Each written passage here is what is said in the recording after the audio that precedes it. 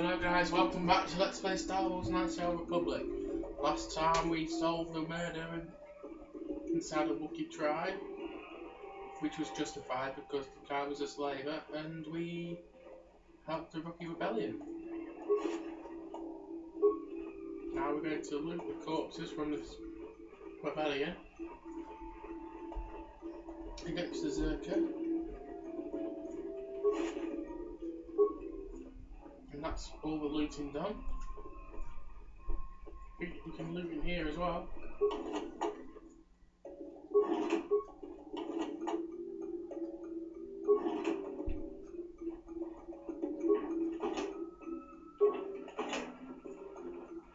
Looting is fun. We have liberated Kashyyyk. Woohoo!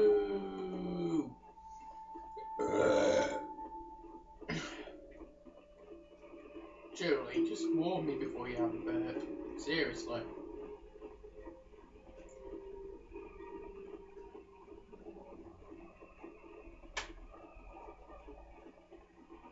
After eating my beautiful breakfast, guys. Sausage sandwich, creme de la creme.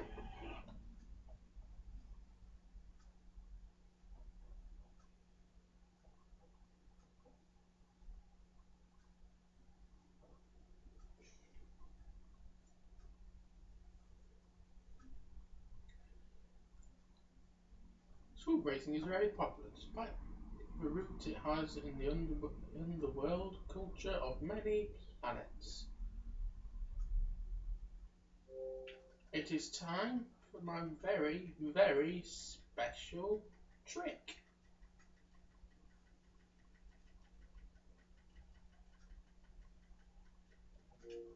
Yay!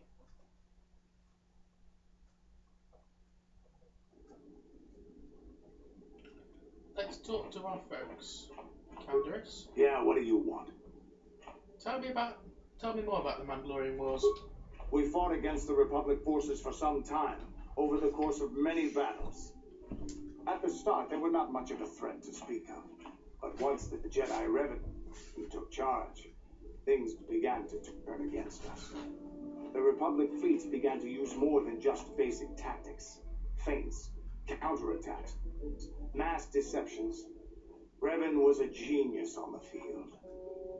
Revan abandoned worlds of their defenders so that others would be too fortified to strike, and was willing to make sacrifices in order to advance goals.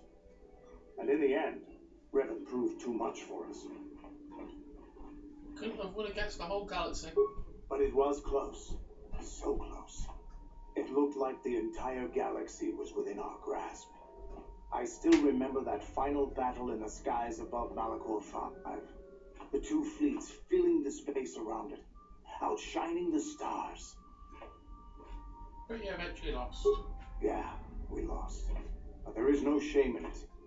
We lost to the greatest single warrior the Republic has ever known.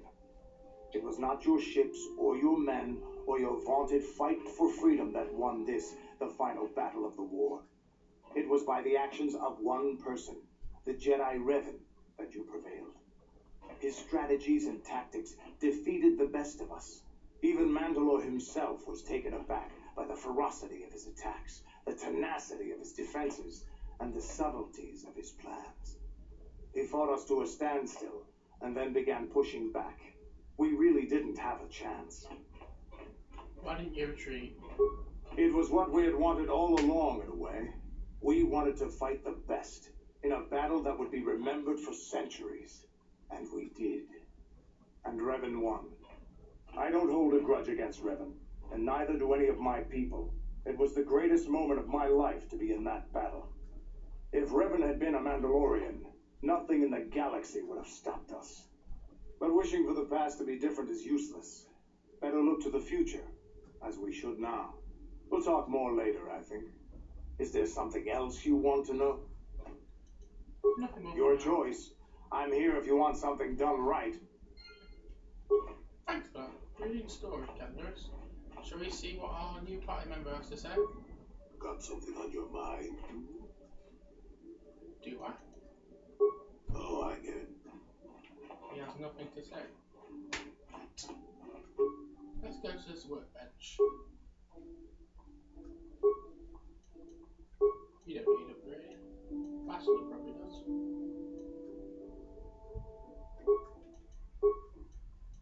No. But Jolie does.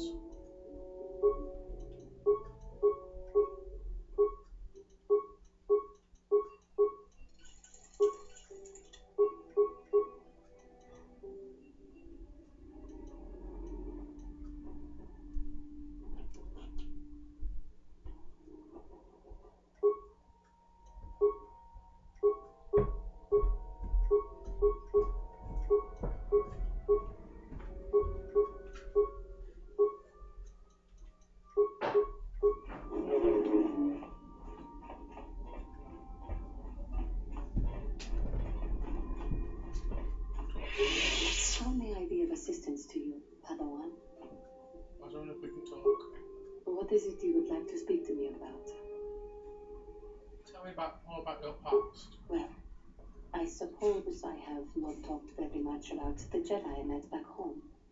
They, all of them, were so very invigorating. Invigorating? They were so very alive, so full of hope and energy and zeal.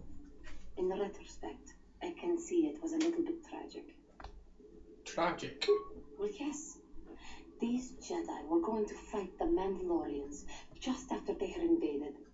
Many of those Jedi perished in the fighting. But to us, they seemed invincible. Especially their leader, who they talked about all the time. Paragons of light and justice, sweeping away all iniquity before them. It was like looking at gods. The Jedi are not. If that was the case, they seem to be presenting themselves. I was merely using poetic license. Those Jedi, they were enthralling. Everyone wanted just to touch them. Some people thought it would bring them luck. Not that the peace they brought lasted very long. What happened? The Jedi left. The people grew complacent. Those who had been wronged saw their chance at revenge. And so the cycle continues. The oppressed become the new generation of oppressors. The human oppressed, that is. The non-humans were never treated well in any case. We felt the brunt of both administrations.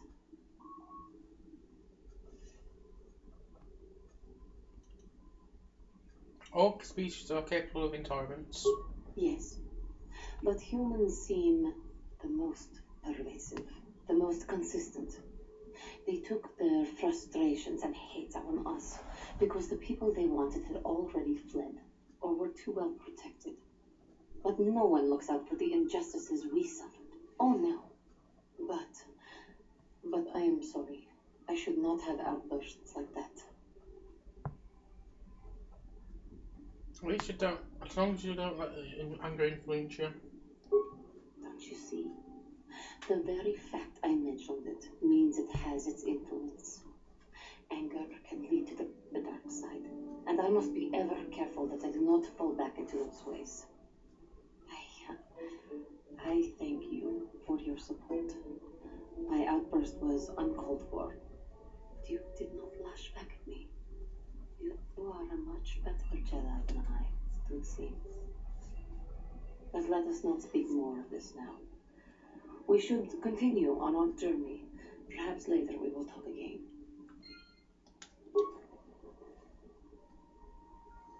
Beep beep beep boop beep beep beep ba da boop ba da ba beep ba ba da boop. You. How can I help? When we last talked, you said you needed time to think, so. You've been patient with me, haven't you? I suppose you deserve an answer. But you have to understand how difficult this is for me to say. Yeah, I think so. With all my training, I should be able to control myself better than this. But you're not like anything I expected. You're not like any man I've ever met before.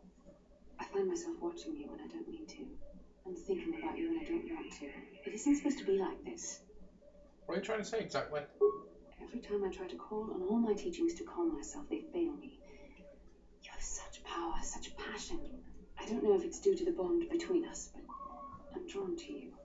Are you interested in me or my ability to use the Force? The Force is a part of you, as is your power. But that's not what attracted me to you. It's more than that. Maybe it's the bond we share. It gives us a certain intimacy. If I could, I would return to Dantooine.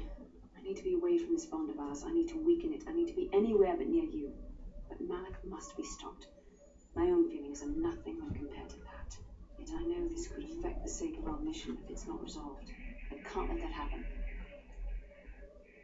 So, just give a hint of your feelings, Bastila. I know you want to. I think we should have some privacy for this. Come with me. You're stronger than I am, and there's no point in telling me otherwise. You will be a great Jedi, I think. I hope. In some ways you make me feel weak, like I'm caught up in the wake of our destiny. But at the same time you make me feel stronger, more alive. So what does it mean for us? I realize now these feelings are part of the bond we share. The Jedi Council surely realized this. They knew my loyalty to the doctrines of our order would be tested on this mission.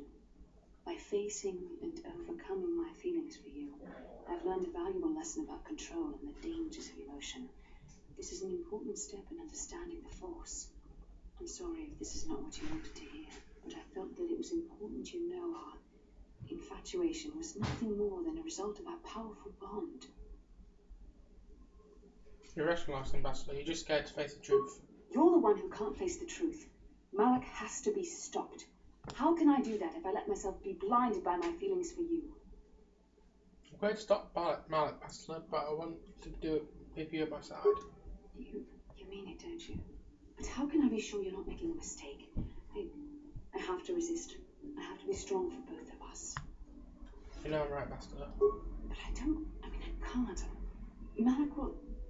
Sure this one kiss me, babbling floor. Oh my.